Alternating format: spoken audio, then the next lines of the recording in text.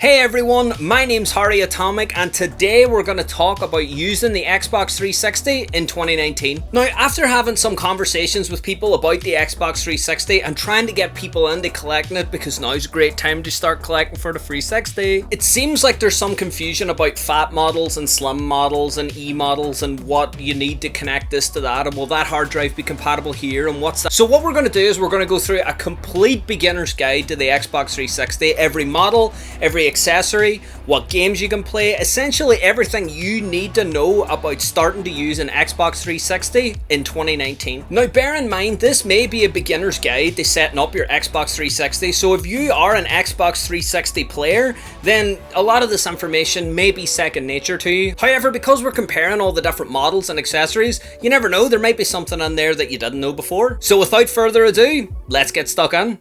Now what you see here are the three different types of Xbox 360 console: the Fat, the Slim, and the E.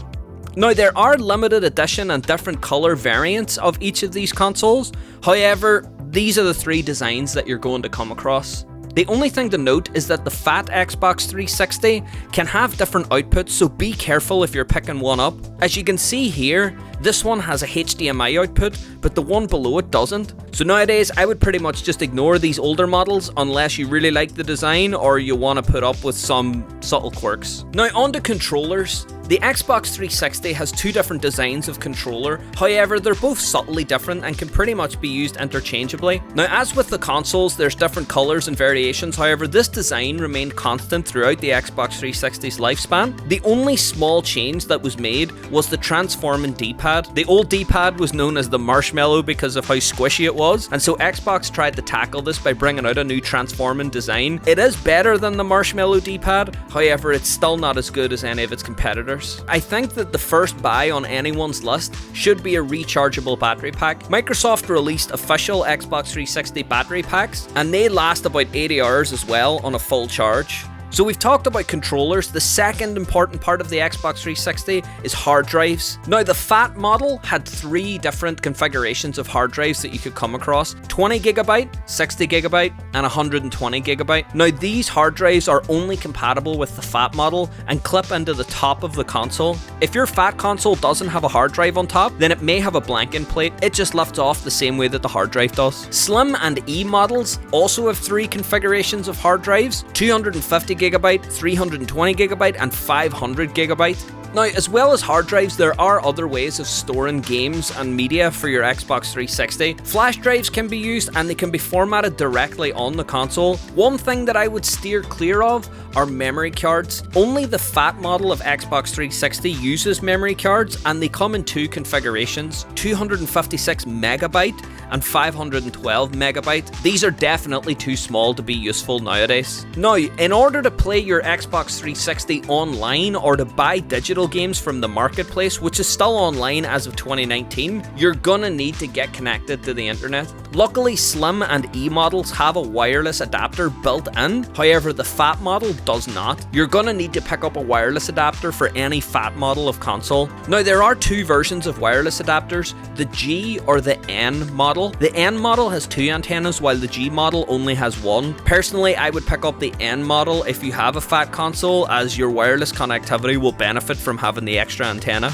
There's two other accessories that I would like to mention here. The first being a headset to chat online. All Xbox 360s came with a wired headset and could be plugged directly into the bottom of the controller. Now these were slightly fragile and a bit flimsy, so many of them have broken over time, and the chances of you getting one included with your console are a bit slim. So the Xbox also had a wireless headset. This is way more discreet whenever you're playing online and is way more comfortable. Whenever I was using a wireless headset, I just forgot that it was there. However, the sound quality is a bit tinny, so you might want to pick up some sort of better aftermarket headset. Another optional accessory is the chat adapter. This is a small keyboard that clicks onto the bottom of any Xbox 360 controller and also has a pass-through for headsets. Now, really, this is just a keyboard for your Xbox 360, however, it's surprisingly comfortable. I used to just leave mine connected all the time, and I never had a problem. So on to the elephant in the room.